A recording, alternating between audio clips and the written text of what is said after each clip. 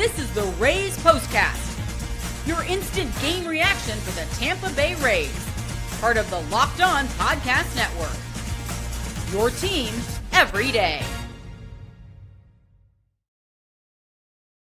Hello and welcome to yet another incredibly frustrating version. It's like Groundhog Day with these postcasts right now. Same result in the same way. But thank you everyone for being here. This is the Rays postcast, instant Rays reaction to every single game. I'm Jonathan Shields. I've been a disappointed Rays fan for the last week, but I've been a Rays fan for my entire life. I was born and raised in the Tampa Bay area. And if you're new, if you're watching the replay, if you're watching live, first of all, thank you. And we're here again every single day after every single Rays game. If you're watching live, make sure you leave a like and comment. If you're watching the replay, make sure to leave a like and comment. As in this one, we get to how Ryan Pepiot, I thought, really battled in this game, despite, like usual, getting absolutely zero run support from his team. And we're going to look into where can the Rays look for optimism. But where everyone's talking about and what we're going to be talking about first, is it time to panic? This is what you'll be talking about. I asked this question yesterday. I asked yesterday, is it time to panic? I think it's officially time to panic because this team has hit the ceiling that it can hit with this team right now. And I'm saying this team right now because half the team is hurt. And I think when that team is hurt, the ceiling on this team explodes when we get Josh Lowe back, Pistachios.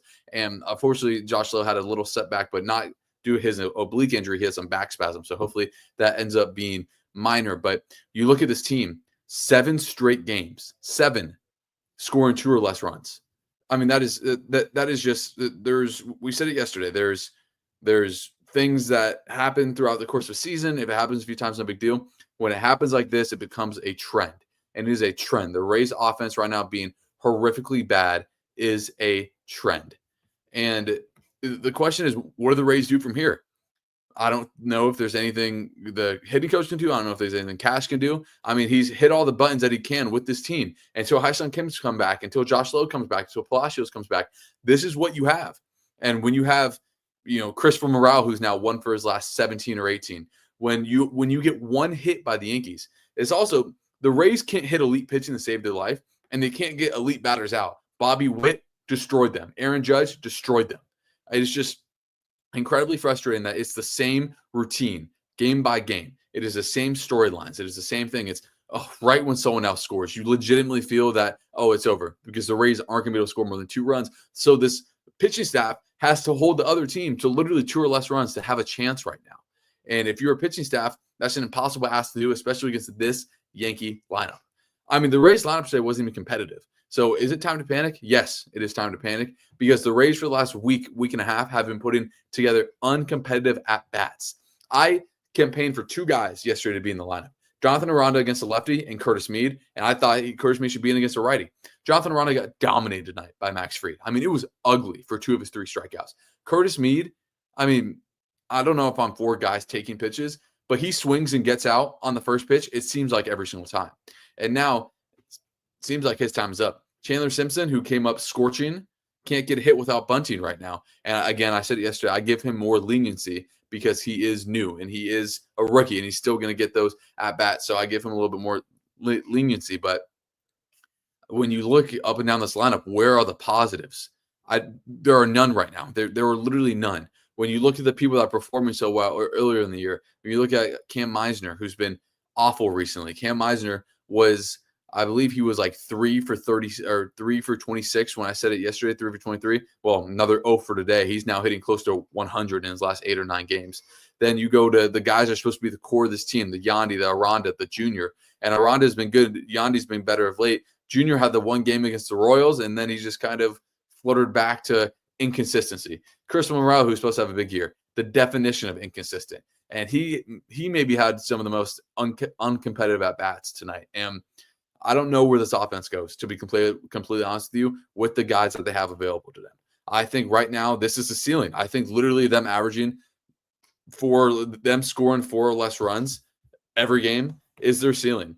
The Rays have not scored over 4 runs in a game in almost 2 weeks. Since the last time they played the Yankees, when they had that comeback, the first time we ever did this postcast was the last time the Rays scored more than 4 runs in a game. That is horrifically bad. And like I said, don't know where this offense goes right now. And that's the number one question where I'm sure it's keeping Kevin Cash up at night. He's doing everything he can. These are just the chess pieces he has right now. And he's trying to place them strategically in a place where they can succeed.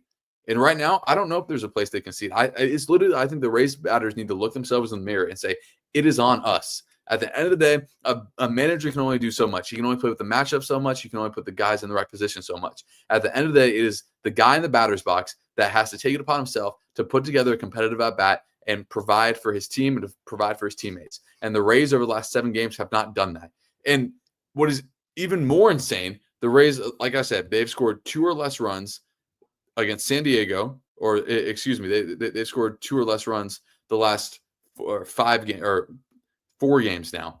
And they haven't scored more than 4 runs in even longer. So again, it is on the offense. It is on their own team, their own teammates to step up and be there for each other. And I want to talk about Ryan Pepiot because I thought he really battled tonight. Because again, he didn't have his best stuff. This is back-to-back outings for Pepiot where he didn't have the high strikeout number. And when you don't have that high strikeout number, and against the Yankees in that stadium, it's really difficult to play to contact, which is what Ryan Pepiot did, and he did it effectively. I mean, a lot of pop-ups tonight, a lot of weak hits tonight, and he gets into trouble in the 5th inning, and Cash brings in for the matchup, just like he did. Brought in Montgomery to go left on left with Rice. Montgomery got the strikeout when it was 2nd and 3rd. That was huge. And then the very next batter is going to be our turning point for today. Time to reveal where the game was won or lost. It's the turning point.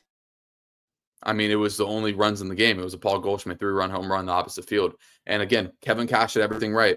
You play the matchup when it's 2nd and 3rd, 1 out. You bring in your best lefty, your second best lefty, because they brought in Clevenger later to face Rice left on left. And he got the job done. He got the lefty out. And then you just need one more out of him to get out of it. And then Goldschmidt does what he's been doing all year and deposited one of the seats. But you look at the pitching staff, how can you even be mad? If you had told me going into this game the Yankees are going to score 3 or less runs, you take that every day of the week. And now we're going to be talking about where can the Rays look for optimism when everything looks so incredibly bleak right now.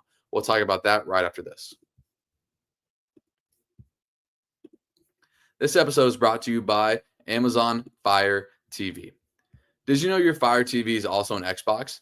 Turn any TV into your gaming and entertainment hub with Fire TV Stick 4K devices. No console required. Just grab your pair controller, subscribe or sign into Xbox Game Pass Unlimited with EA Play included, and you're ready to go. Dive into hundreds of premium titles, including EA Sports College Football 25 to Call of Duty, as easily as you stream your favorite shows. What if you could jump into your favorite Xbox titles without needing your console in every room?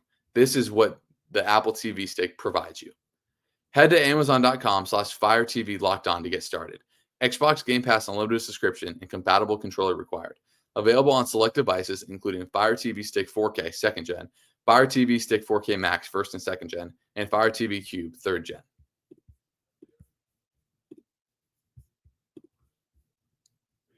So I realized I misspoke earlier. I said the Rays haven't scored over 2 runs in the last 7 games. They haven't scored more than 4 runs, I meant, since that Yankees series. So that's the stat I meant to go to. But the Rays have now scored. Let me give you the run total from the Rays, the last, since the 7-4 win against Arizona. 1-0 win to San Diego. 4-1 win versus San Diego. 4-2 win versus San Diego.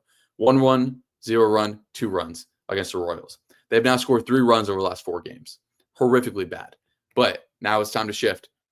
Where do we look for optimism for this team? I think one thing to be optimistic about is that Josh Lowe should be back before the end of this month. And that, I mean, I don't think people realize how big of a boost that will be to this offense when Josh Lowe comes back. Because he is a guy that was a 2020 guy 2 years ago, hit 292, and when healthy, was one of the best right fielders in baseball. So if the Rays, he doesn't, like I said, he doesn't need to hit 290. If he hits 270 and just lengthens out that lineup a little bit, that's all you can give.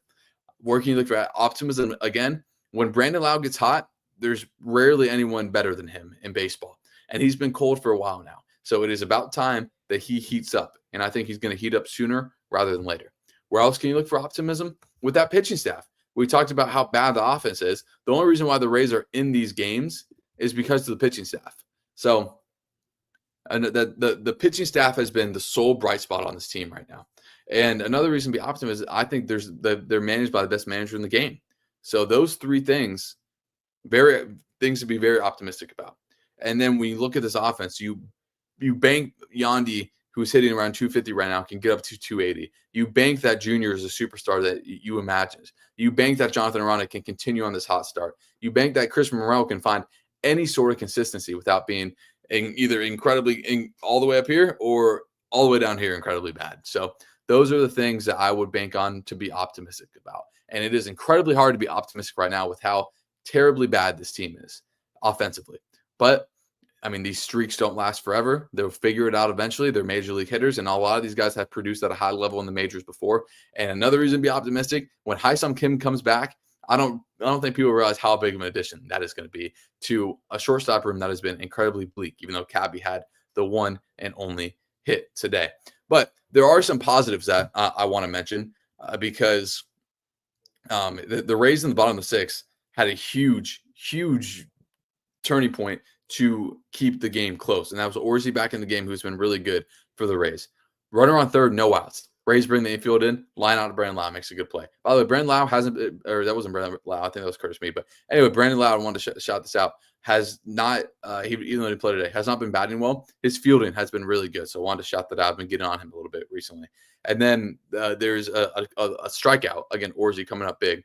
And then I thought there's a huge call. I didn't think the umpire was particularly good tonight, and I haven't commented on umps all year so far. But I mean, huge missed call on Vivas with two strikes. And right when that happens, like, man, they're gonna contribute. But then they got out of it, not giving up any runs. That goes back to where to be optimistic with this bullpen, with this pitching staff. If the Rays can find any semblance of an offense, again, the AL has been down so far. The AL East, with how bad the Rays have been, they're still in it so far. Remember, you can't win a series or win a division before Memorial Day. You can lose it. And right now, the Rays are still hanging on. So we're going to get to your guys' comments like we do every time. So if you guys are in the live, leave a comment. We're going to get to them right now as we get to Michael Dean first. He said, I can't be mad or frustrated with the offense performance anymore. This is what I expect. And I go into every game hoping that they can do better. And I can't lie to you if I'm not starting to feel the same thing, that this is what I expect them to do. And I don't know what else to expect at this point until they prove me otherwise. And then Gary has a really good point here. Once they fell behind 3-0, I had a bad feeling that they're going to lose the way this offense has been going. Once they got down 3-0, I made the thumbnail for that I was going to make for the Rays loss because I had zero faith that they're going to score more than 3 runs and win this game. That's where I am with this offense, and that's where I am going to be until they prove to me otherwise. Outside of blips here, a blip game against the Yankees, a blip game against the Diamondbacks. Once they show me consistently that they can hit, like, it's not only elite pitchers, average pitchers. This is what I'm going to expect out of this team, and I thought that this was interesting. Gary again says every other division team has a winner winning tonight. That's big because the division has been bad. So, yeah, I don't know what else to expect. As I want to also, I saw this, and this is something I want to get to. That Evan Cloakesy, if you guys want to follow Evan Cloakesy on Twitter, he's one of the most knowledgeable guys about Tampa Bay sports in general. Better suited than the Trop and Steinbrenner. You're 100% right. The Rays offense is built on speed, and the Rays way, right? Speed, not necessarily power. Steinbrenner Field and Yankee Stadium, they're built the same, are built for teams with power. The Rays really don't have that, right? You got Brandon Lau, you got a few guys, but the Rays are speed, extra base hits, and occasionally hit the long ball. So I do agree with that. As we get to Michael, he says, do you think the level of platooning in the different lineups every night has a negative effect on these guys slumping? Yes and no, because the guys slumping are playing every day. Like Brandon Lau played against the lefty last time out. Didn't play today, but I thought he needed a day off anyway. And you look at the other guys slumping, like Cabby has been slumping, but you know, what do you do with that? Right? Like he's not a guy that you're going to play every day, but he's been playing a lot more than Taylor Walls recently. The last 10 days, Cabby has played more than Taylor Walls. So he's been getting more consistent at bats. It seems like with the more consistent at bats, he's struggled more. So this is a really good point. But when you look at the guys struggling, I don't know if that's the case, but I think 99% of the time, yes, it does have a negative effect because a baseball player is so big on routine and on rhythm. And that's why I think Yandy DHing partly was the start of his slow start because, you know, you get in a rhythm of playing first base and coming in the dugout and then doing that. So when you're playing DH and you're really only on the field for 4 at-bats of the game, it's hard to turn on. As we get to Cardinal Knuckles, he says, why did they not hit today? Was the pitcher just good? And I think that's a question that everyone's starting to ask, like, why did they not hit?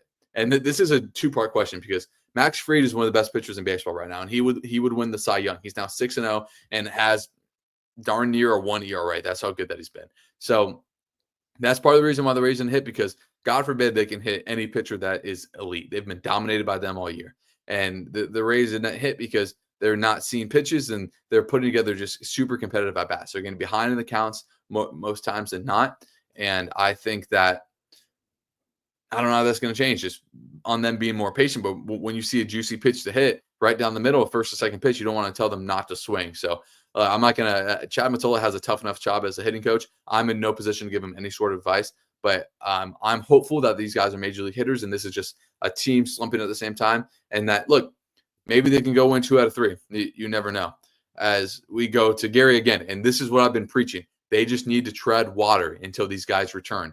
Trades this early aren't going to do anything. Any spark you're going to get is going to be coming up and down from Durham. No one's going to trade 30 games in the season because, frankly, no one knows what their team is right now. Right? It's 30 games of the year. The Nats in 2019 were one of the worst teams in baseball and then turned it on and won the World Series. So when you're 30, 35 games in, you don't really know what to expect. But, yeah, I mean, you just need to tread water. But after the Yankees, you get the Phillies and Brewers coming in, and then the Blue Jays. Like, this is a huge stretch. The Rays need to have a winning record out of this stretch and be within 3 games of 500, preferably above than below. So, yeah, just tread water until we get there. So you guys put in any more comments if we have them, or if you have them, we're going to preview tomorrow's game real quick. So early game tomorrow, 1 Eastern tomorrow. Clark Schmidt for the Yankees, one of their worst starters. I mean, this is a spot where the Rays can come in. And Clark Schmidt, I was about to say, he was a reliever for a majority of his time. And I think that he is still he started as a reliever, but he's been a starter, obviously, more recently. But he's not a guy that's going to go super deep. But for the Rays, they need the best outing of the year out of Zach Littell. And he's on the mound tomorrow for the Rays. And if they can get a good outing out of him, again, the Rays' best bullpen pitchers haven't pitched in like a week. They are fresh. They are ready to go. And get them a lead. Just score some. I think a big key for Rays tomorrow, not only tomorrow, but the next game of the Yankees and against the potent offenses of especially the Phillies, and then on a lesser level, the Brewers. Get the lead early. The Rays have only gotten the lead, scored first, I think 10 times this year. Really bad. And the Rays, I feel like they never have the lead and they can never carry on the lead. So I think the biggest key tomorrow and for the rest of this little stretch against these tough teams, get the lead early, let the pitchers go to work. Right? So if you guys have any more comments, get them in. And it's starting to get tough saying this because the outcomes have been the same, but a quick turnaround for the Rays. And I think that the best part about baseball, you play again tomorrow. So hopefully the Rays can have a quick turnaround tomorrow, and that Zach Littell having a quality start tomorrow. I mean, it's the biggest start of his season. He's kind of been on the hot seat, and I was kind of quick to back off him being on the hot seat because he's literally more than any other pitcher in baseball gotten the least amount of run support. So hopefully the Rays score first tomorrow. Give Littell some run support, and then go from there. Big game tomorrow for the Rays. You never say must wins this early, but would like to take 2 out of 3 from the Yankees before we go back to Steinbrenner and what's been a house of horrors so far, the Rays. I appreciate everyone joining live. That'll do it for this edition of the Rays Postcast. If you made it to the end, like, comment, and subscribe. And we will be back tomorrow live after the Rays hopefully pick up a win. Remember, afternoon game tomorrow, so a little bit earlier on the Postcast. But once again, appreciate everyone being in here, and I will see you guys tomorrow.